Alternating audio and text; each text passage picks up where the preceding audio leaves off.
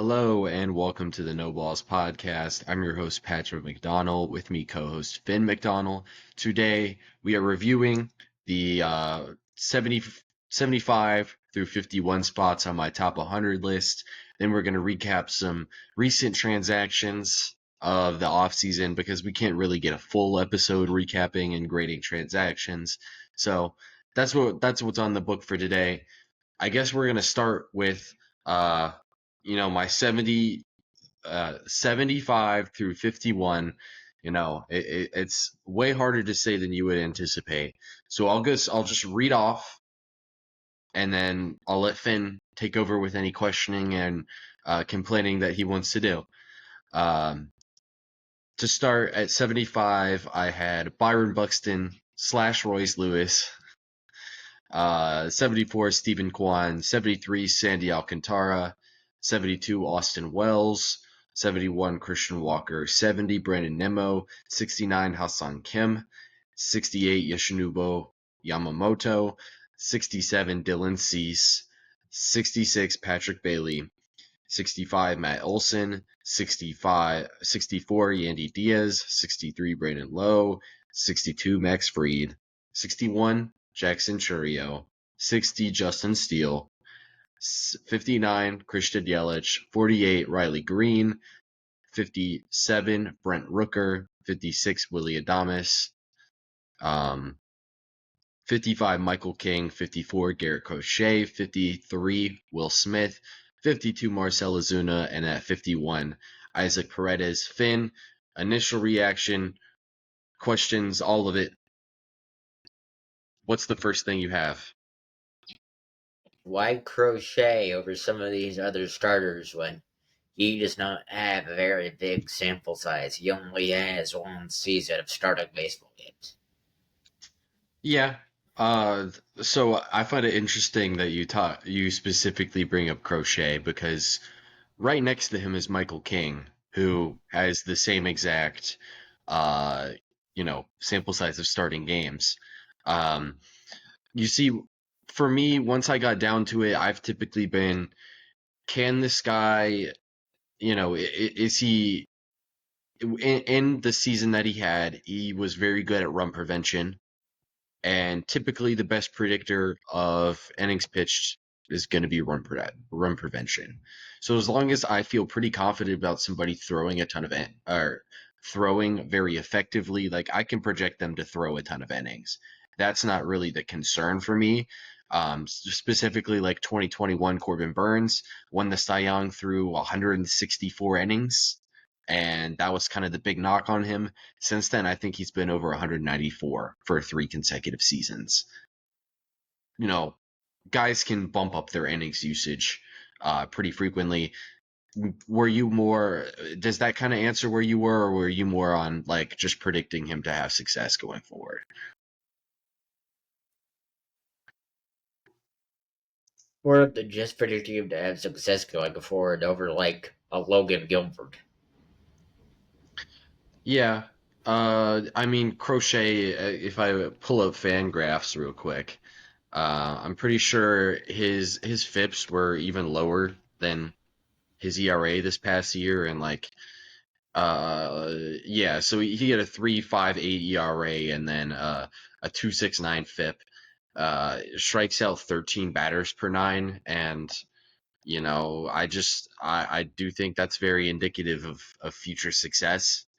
You know, is all of his stuff looks very good. If you go onto like a baseball savant and you're like, hey, is the way he's doing it, is that going to be sustainable? To which I say, striking guys out in the 98th percentile, pretty sustainable.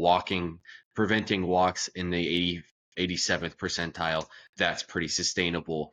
And then not really allowing hard hit balls, that's pretty sustainable. Obviously, there's a sample size aspect to this, and I would say this: if Garrett Crochet's stuff was not so, in your face with it, that if this was a guy throwing 91, 92, getting these results, I would have a little bit more, hesitancy. But this is a guy, sitting 98 with a banger curveball. That's why I have a little bit less worry on him. And then on the part of Michael King, like he's a guy who gets a ton of ground balls, ton of weak contact. That's why I like Michael King. So, does that kind of answer how you think about that? Yes, it does. Yeah, and like obviously Crochet, like he got some type of tax for not necessarily having the starter's workload. Like he was my 12th ranked starting pitcher when Logan Gilbert. Did you bring him up? Yeah, I did. Yeah, well, Logan Gilbert I had ranked ahead of him, and then like George Kirby, Framber Valdez I had ranked ahead of him. Um, it's just Logan Gilbert wasn't on this section of the top 100. He was on the next section. So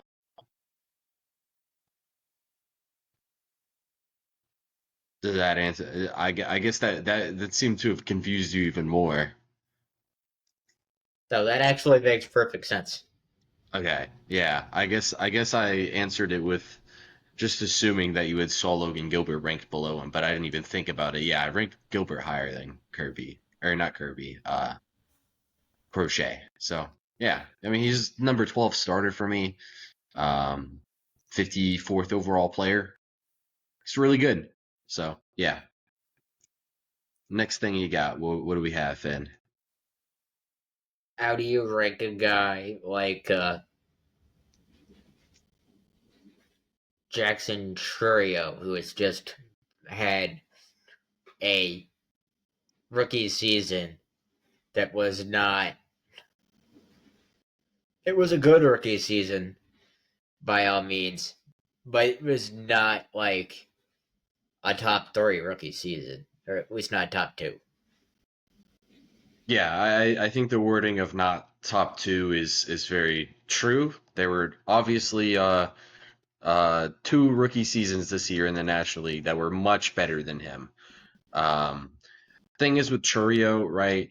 I can look at his advanced data and say, hey, this is a guy who hits the ball pretty hard, not like super hard, but consistently hits the ball well. He's a great base runner. His range is good. Everything that I see with his advanced numbers kind of backs up the performance that he had in the regular season. Sure, his X slug is 30 points lower than his actual slug, and typically that would be a cause for concern. But Churio's a guy who, he runs really well and, hits a ton of line drives. Um, that's why I'm not so much concerned. Like you get a fast guy who hits the ball in the gap pretty frequently, they're going to get some extra bases.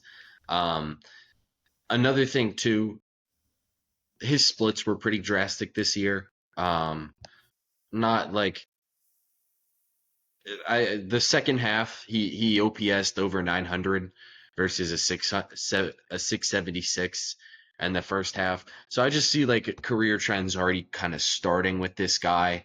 So I was pretty comfortable moving him up, and this is typically the highest I can go with rookies that aren't just electric like 6-win players in their first year. Like Gunnar Henderson, Corbin Carroll were in the mid 40s for me. Um, After their rookie seasons, I think Julio was in a similar range, probably a tick higher.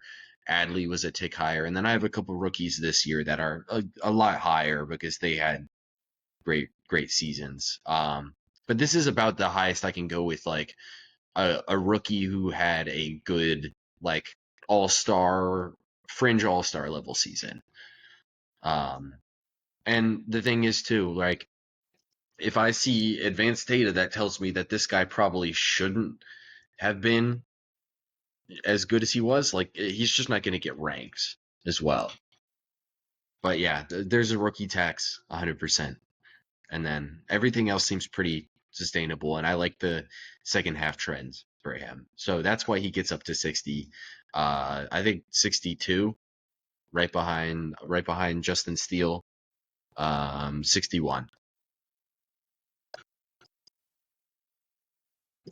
For Buxton, would you have him higher if we actually saw him having a good, healthy year?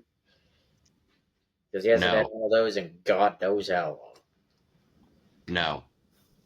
Buxton would be much lower if he had a full healthy season.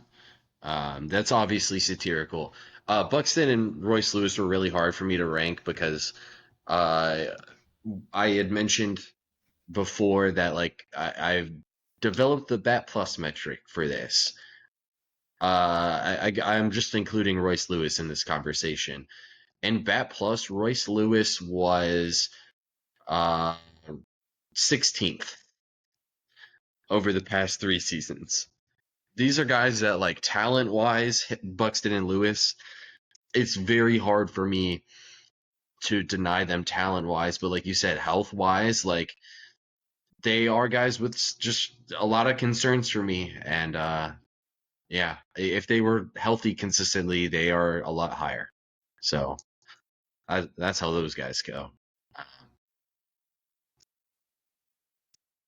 That makes sense. Kind of like how I text Mike Trout in my top 50. Yeah, and I text Mike Trout as well. It's just he was texts based off of a top player in the league versus Buxton and Royce Lewis. It's like, these are like top 15, top 30 guys in that range. So that's that. Yeah. What else you got?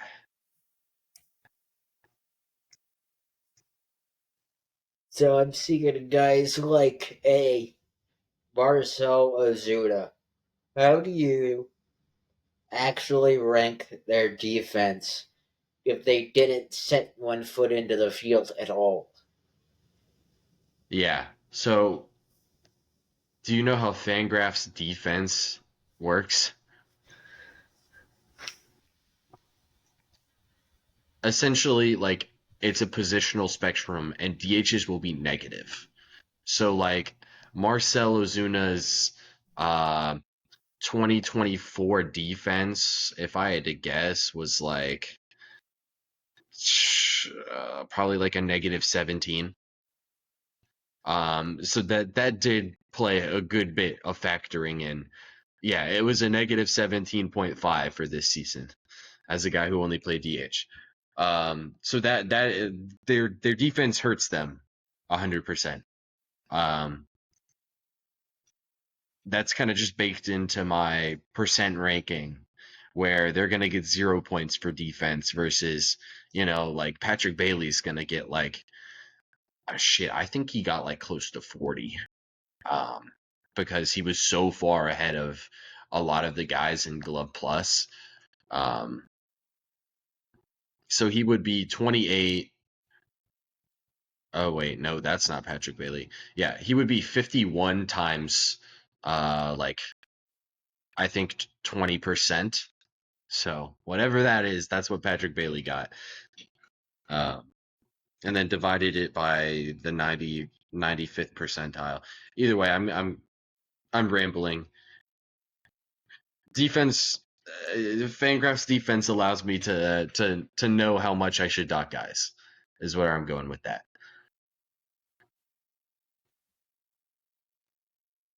So did you end up having to dock like a Brent Rooker as much as you had to dock Marcel Ozuna? Yes, not as much, but yeah, he was docked a lot because he primarily DH. He played some field this year, and last year he played a lot more of the field. But yeah, he's docked for sure on the defensive side of the ball. So And then there is Steele over Freed. I find that kind of interesting. oh yeah, this is actually a very interesting one. So um, give me 1 second to pull this stuff up because they were a fun comparison for me. All right, so I'm gonna lay out two players for you. All right, so you got one player who I'll give you their method of getting to their production, and then I'll give you their baseline production. All right. One guy who is 94th percentile in barrel percentage, 88th percentile in hard hit rate. Nobody hits this guy hard. 67th in ground ball rate. They're typically hitting it on the ground. 89th in average exit velo. Again, they're not hitting this guy hard. K numbers, pretty solid. Walk rates, pretty solid as well. Okay? Versus a guy who is getting a ton of ground balls and is not has pretty similar barrel and walk rates, and is walking more guys and is striking out more guys, or is striking out less guys. Do you want the guy who has identical hard hit rates and more strikeouts and the same amount of and less walks, or do you want the guy who has more walks and less strikeouts? Obviously, the first guy. Yeah, you would want Justin Steele, who they're both preventing hard contact. Fried's getting it on the ground a little bit more, but Justin Steele never gets hit hard, so he never gives up barrels.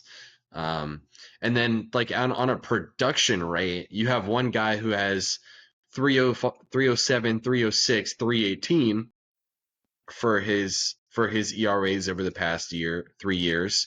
And then you have another guy who's been 325, 355, and then or 325, 255, and then a 248.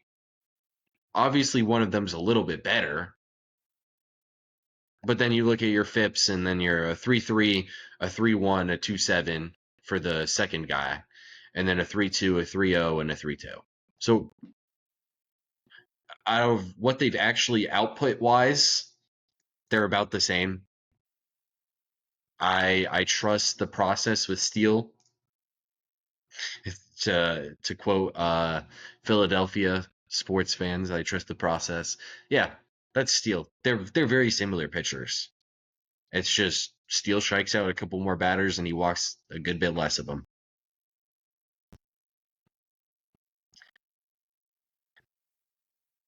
Whatever you That got next. makes sense. I'm now gonna ask you who you have Yandy Diaz and Brandon Lau over Christian Walker. I would say this. Like, I understand Christian Walker. It's just, do you remember what Yandy Diaz was just a season ago? Yes, he was very good. Like, Yandy Diaz 1 season ago, if I pull up his baseball reference, um, in 2023, he had a 160, no, 157 OPS plus. Like, that's ridiculous stuff. He was much more similar to Matt Olson than Christian Walker. Christian Walker, I did boost up a little bit here. I think a production basis, he was a little bit closer to around like 85-ish, but then going to Houston, like I really like that fit for him, and I think he will be able to pull out a little bit more success from being in Houston than the average player will. But yeah, that's that guy. And then Brandon Lau, like on a rate basis, is one of like the 3 or 4 best hitting second basemen over the past like 4 years. So yeah, I mean that's Brandon Lau. If I read his OPS pluses basically for his career, but I'll just go over the last 4 years: a 140, a 101 in 65 games, a 112, and a 121. I mean he's really good on a rate basis, and the advanced data backs it up. For him, it's just staying healthy consistently. Uh, that's the Brandon Lau case. I don't know. Um, You know someone who's fit I like even better than Christian Walker? I like Paredes on the Astros even more. Number 51, Isaac Paredes for me. Yeah. Yeah, he was literally like he was so hard to rank. He fell into a grouping of a couple players. He was the only one who really got pushed out. I think him and like Will Smith were like, guys who I was considering for a while. Um, that were just like some of these really consistent everyday hitters. And, it's just hard to deny what Paredes has done really since going to Tampa. And I think he's going to be even better in Houston. Like, he could hit 35 homers. Like, that's how good he could be. And this guy never strikes out, and he walks a ton. Um, and he plays solid defense too. Like, he's really nice. Like, he's a really good player. Like, I think people are gonna, look at his time in Chicago and be like, he fucking sucked. But no, he didn't, right? Like, he was. I mean, he's just a really good player, and I'm interested in the season he's gonna have in Houston. Yeah, Uh, the Crawford box certainly doesn't hurt. it will help a lot. Yeah. Um, yeah, I really like Paredes. I think last year, I don't know if I was the high guy on Paredes last year because I at least ranked him last year at like 90 something. Um, but yeah, I mean, going into this year, like I feel confident that he's going to be a guy who's going to be, around a 4 or 4.5 WAR. And I hate to put this in a WAR-based perspective, but like he's going to produce. Um, that's Isaac Paredes. What other things you got, Finn? That I'm surprised you ranked Sandy. I'm not sure I can have him in there with all these recent injuries. I mean, I ranked him at 71, I believe. Um, 70, 73. Um, him and McClanahan, kind of like, you know, coming off of a year where they haven't pitched. And for them, it's like, it's just one hurt injury for them versus like DeGrom, who was like impossible for me to decide what to do with. So I just didn't rank him. It was impossible for me to decide what to do with DeGrom because he's in that like Buxton Royce Lewis thing, except those guys even play a lot more than him.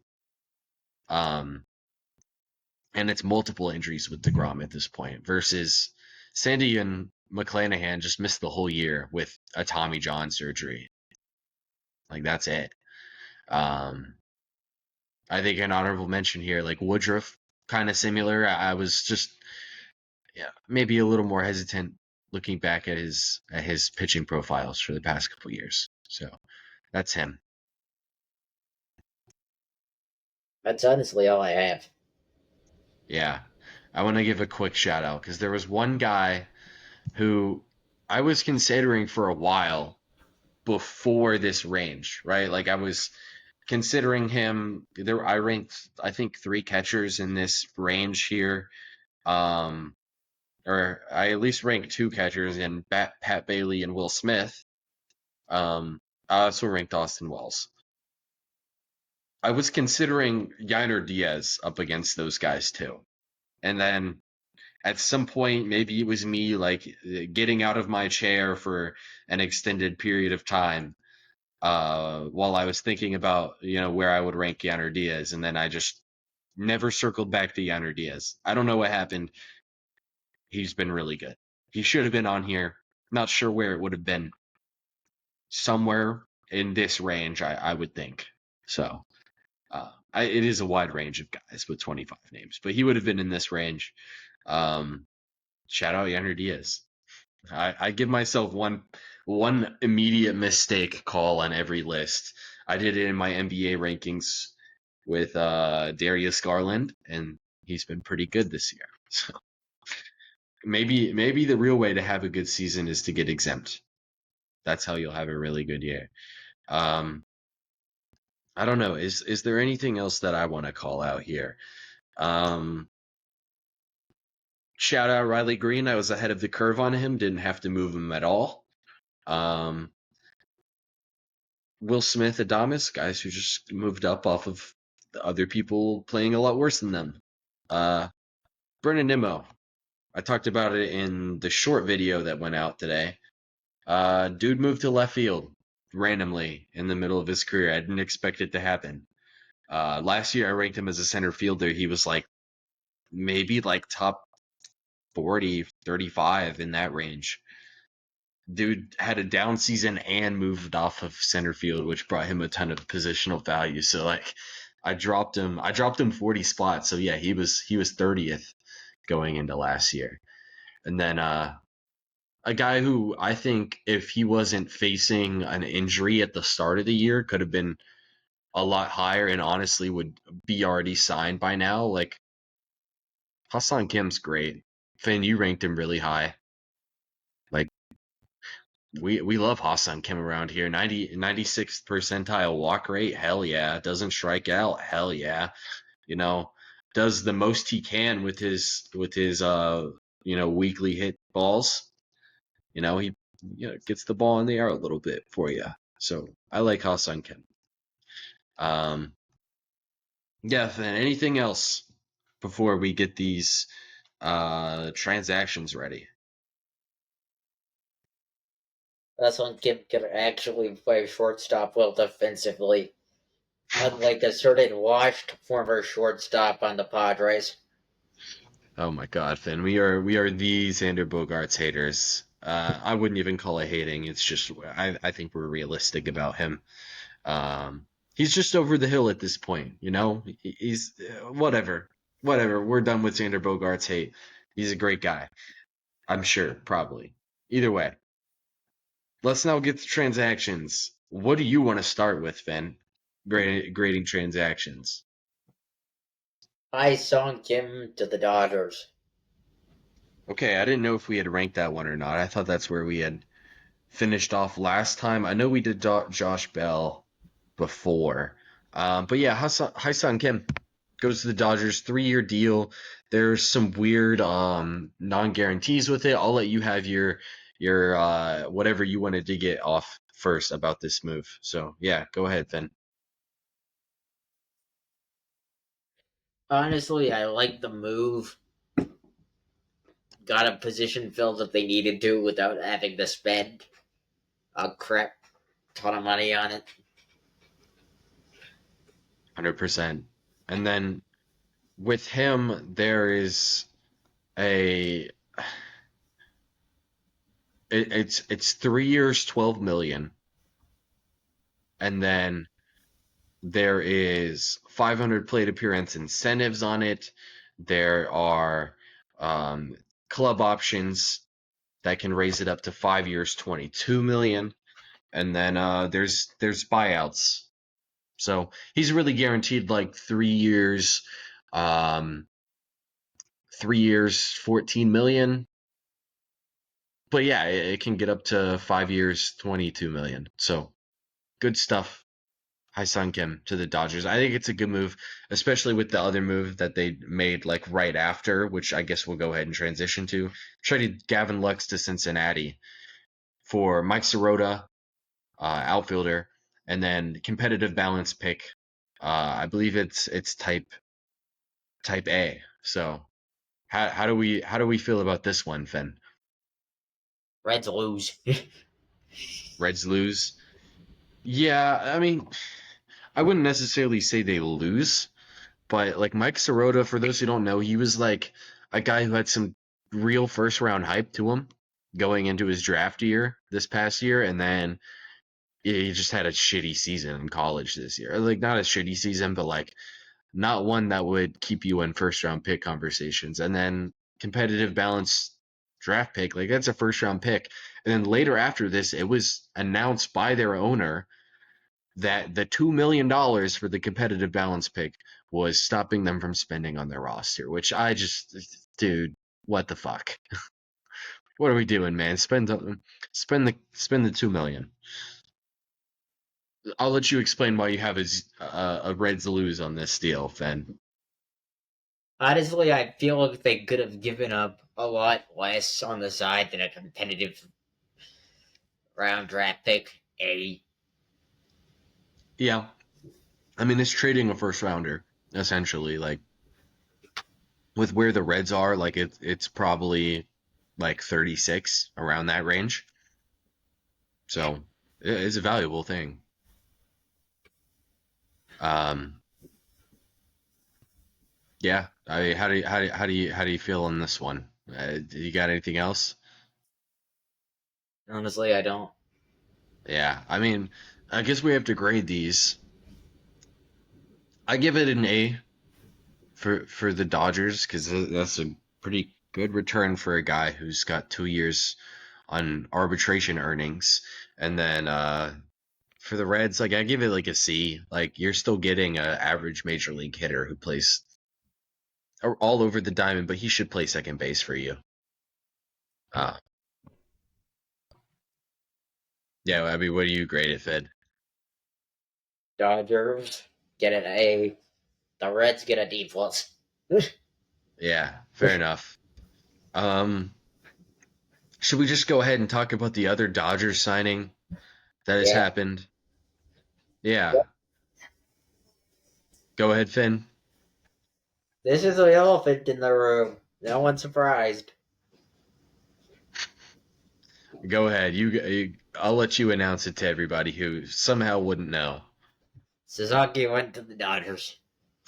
That's what you get when your ownership is suing to try and figure out who owns the team.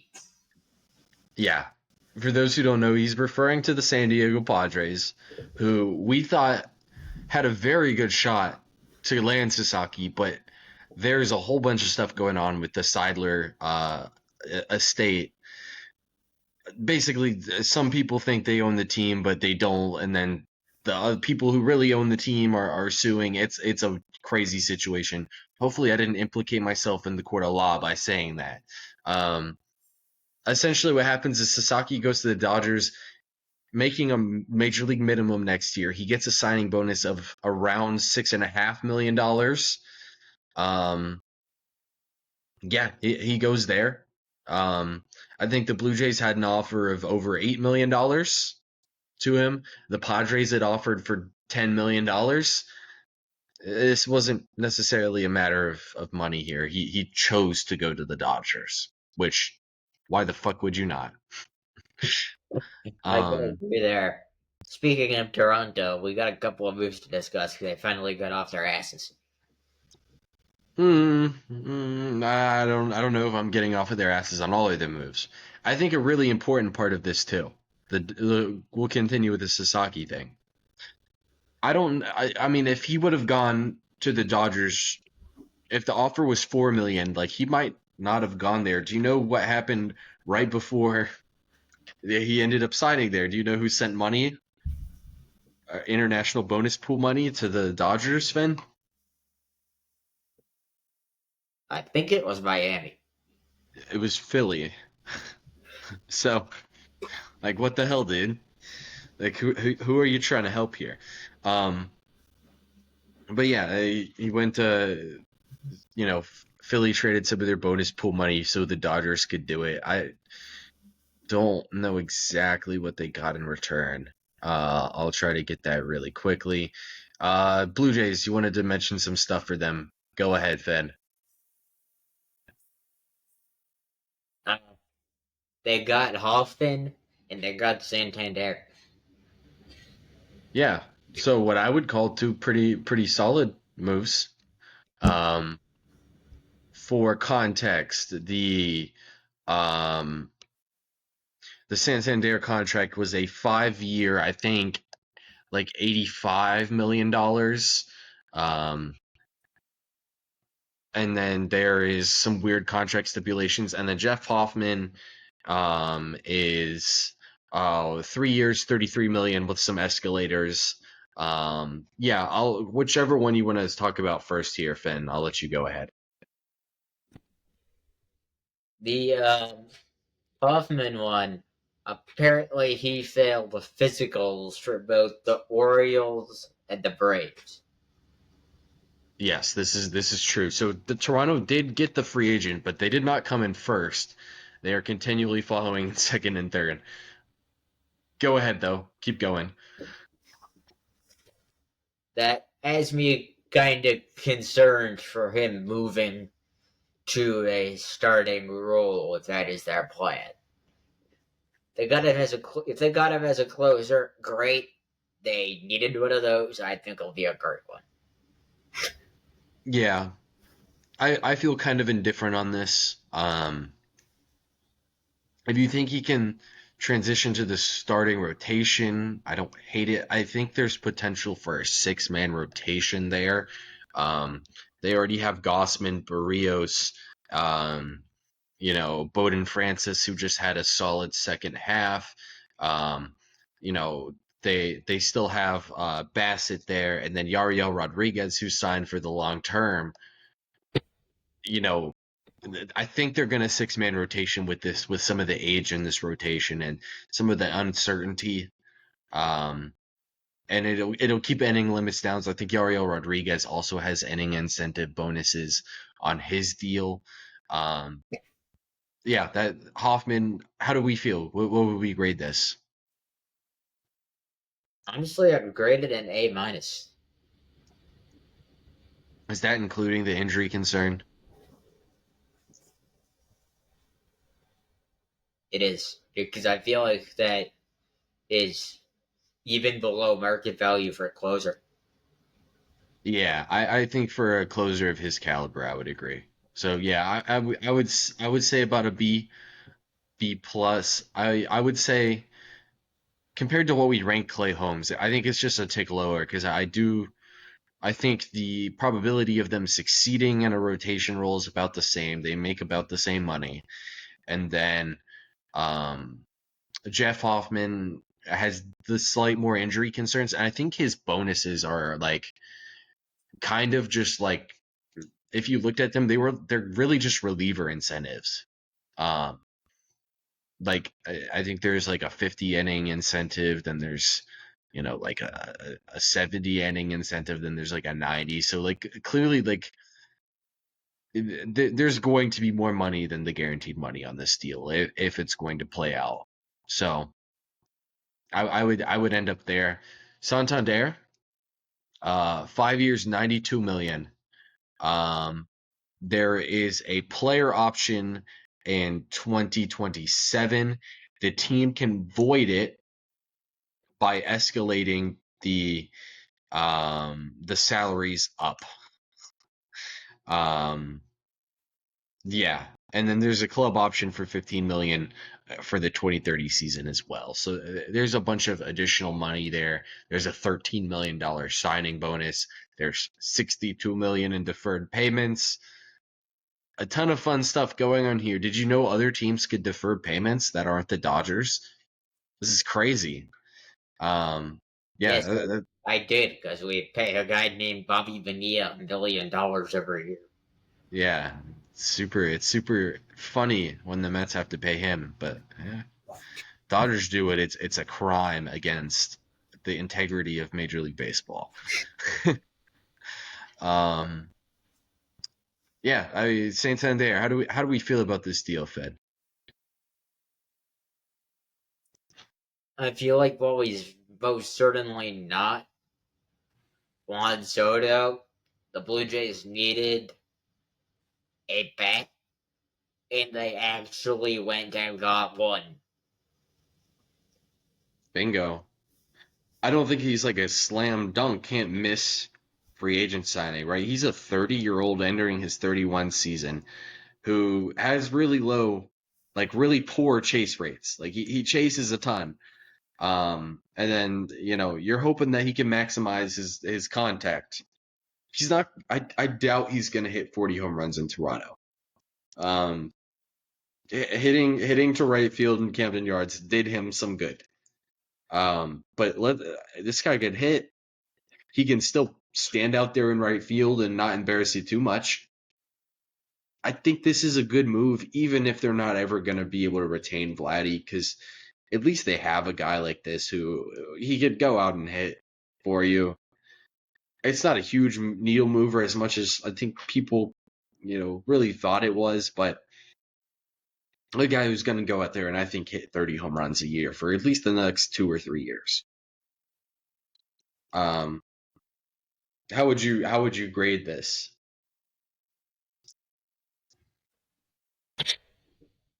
I would grade it a C plus. Yeah, I was feeling B minus. You've convinced me to land at B minus. The deferred payments I think help because it allows them to go spend on another free agent potentially this season. So I like it for them. Let's talk about the one miss that they did because they did have a miss that nobody has talked about. In effort to land Roki Sasaki, they were obviously trying to maximize their budget. So do you know who they turned to bail them out of bad money that they had? They've already bailed out of bad money this offseason. Do you know who it was? I don't. I think Cleveland. No, Cleveland.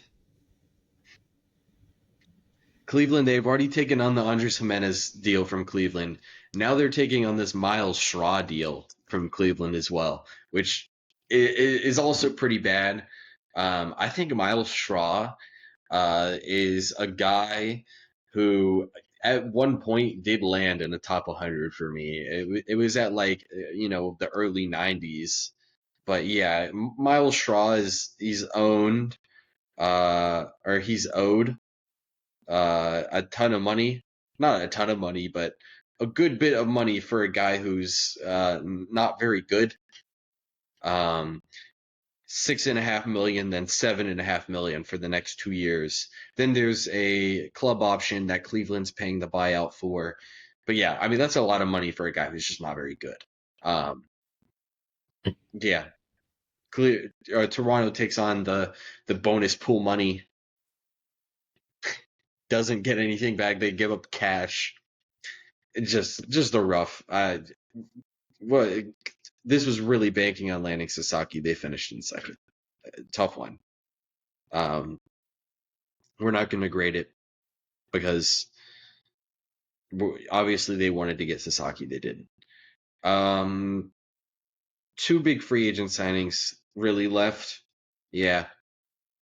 Two bigger free agent signings.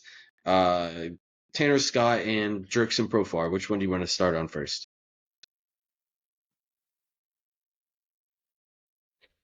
We'll start with Profar. Yeah, Profar goes to the Braves. 3 years, $42 million, I believe, is the deal structure. What do we feel on this one, Finn?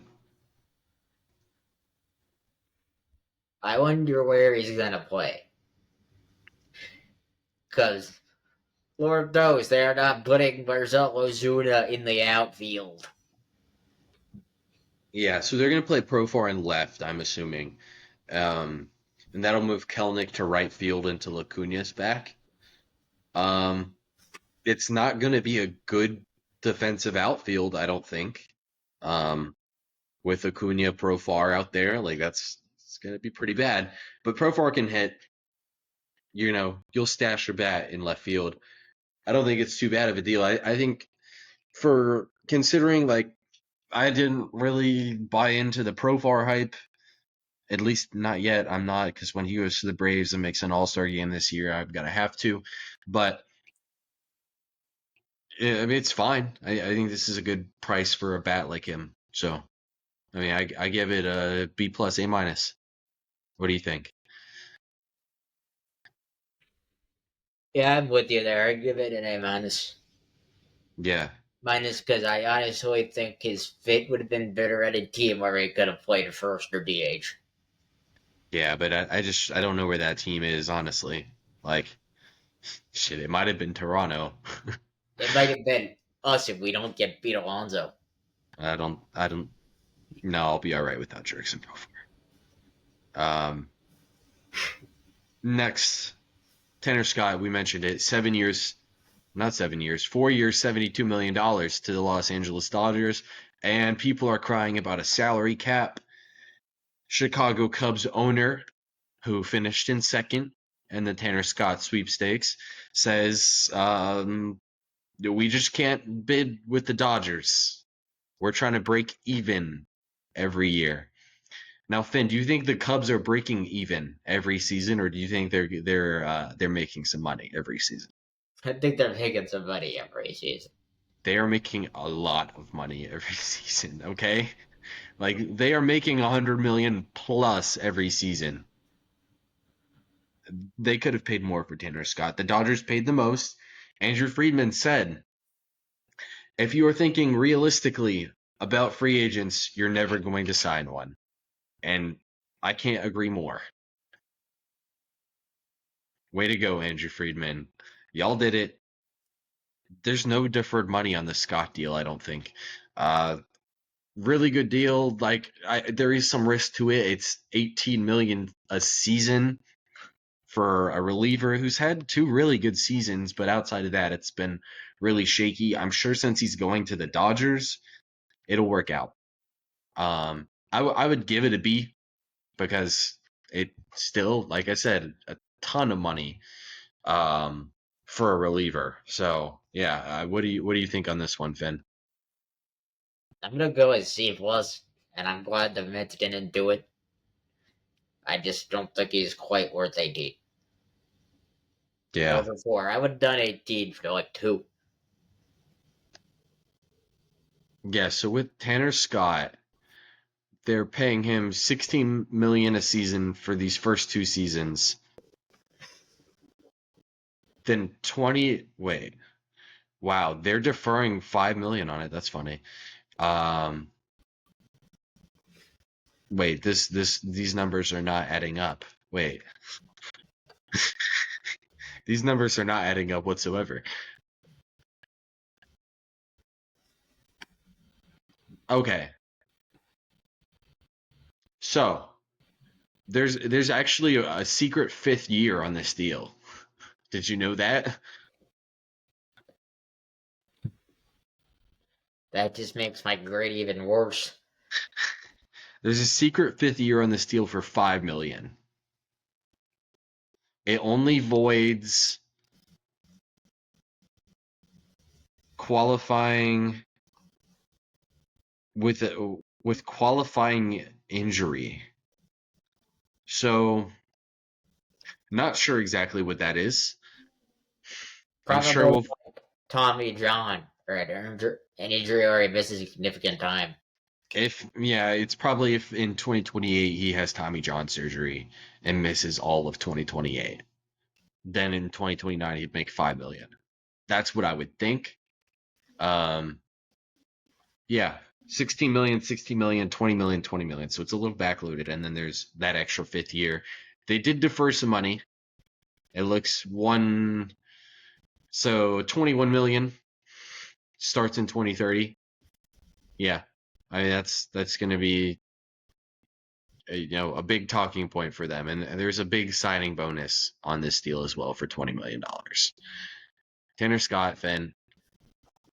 I'm not super stoked about this signing for them. Like people are going to get pissed about it, but there's not zero risk to this deal. Like I think that's getting very lost in the fact that they can make this deal happen. So Giants signed Justin Verlander 1 year, 11, I believe was the 15 was the settlement. Do we think Verlander has another year in the tank at 41 years old? I think 1 year deal. What do we say about 1 year deals? Can't be that bad. It's gonna be all right. If it really sucks, you can just cut him. Exactly. And by the Yeah, way, I don't think he's gonna suck that bad. I don't think so either. I think this is, playing in San Francisco should be a good run environment for him. So good job. Way to get Justin Verlander on the squad. There was a pair of extensions that were kind of important. Drew Rasmussen signed a 2-year extension. Guarantees him $8.5 million, and then there's a club option for a third year for $8 million.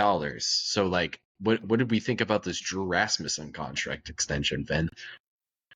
I think unless he absolutely sucks, that club option is getting picked up. Yeah, like this is an excellent extension. He's going to miss a ton of this next season, so that's why it's such a low average annual value, and he was going to be an arbitration guy, so it wasn't going to be exactly market value, but you know, or he wasn't going to miss a ton of this season. He just missed all of last season pretty much. 2.2 million this season, 2.75 million this season, and then there's an $8 million club option. Like, for me, this is like an A plus. Like, if you think that there's any chance that he's a starter again, like, this is great. And I do think there's a chance of that. So I agree. And I'm pretty sure they bought out one free agent year, too. yeah, they did. So I mean, just a ridiculous contract for Drew Rasmussen right there. Last one, at least that I have. 5-year, $60 million extension for Brent Rooker. Avoids all 3 arbitration years and gets 3 years of free agent money. How do we feel? What's the year? What's the grade on this one, Finn? A. A. I Nice agree. guy, free agent years, gets you out of a helps towards getting you out of a grievance. Yeah, 100%. Yeah, I like it. There's an option. 2030 is a vesting option. He needs either 500 plate appearances in 2029 or 928 and 29, or 2 MVP top 10 finishes between 2027 and 2029. It can also escalate with a 1 through 5 MVP finish throughout the deal, or a 6 through 10 finish throughout the deal. And it escalates. I'm not sure what it escalates to. I would think an extra 2 or 3 billion. That's the Brent Rooker extension. Do you have any other ones on this episode, Finn? I don't. Yeah, interesting off season to say the least. Content to look forward to. Top 100 or the top 50 aspect of the top 100 will be not next Monday, but the one after. So Monday let's see here. Monday the 12th. Does that sound right? Monday the 10th. That will be whatever. That'll be the top 50. That's when that's coming out. Hopefully it will be in a longer video than the other two, because those have been 3-minute videos. Very little to unpack with those. Yeah, that's what to look forward from. There should be a podcast episode out this Saturday with me and Sheldon, going over previewing the NBA trade deadline. That should be a fun one. And then there will be something coming out on Monday or Tuesday next week. That should be fun. And then we'll have another MLB episode. We haven't decided the topic just yet, but I'm sure we'll have something good planned. And then after that, the top 50 will be coming out, and on the 6th, Sheldon and I will have a live reaction of the All-Star draft for the NBA. So that'll be a fun one. Yeah, Finn, do you have any closing comments here? Honestly, no. All right, well, that'll do it for this one. We'll see you guys next time.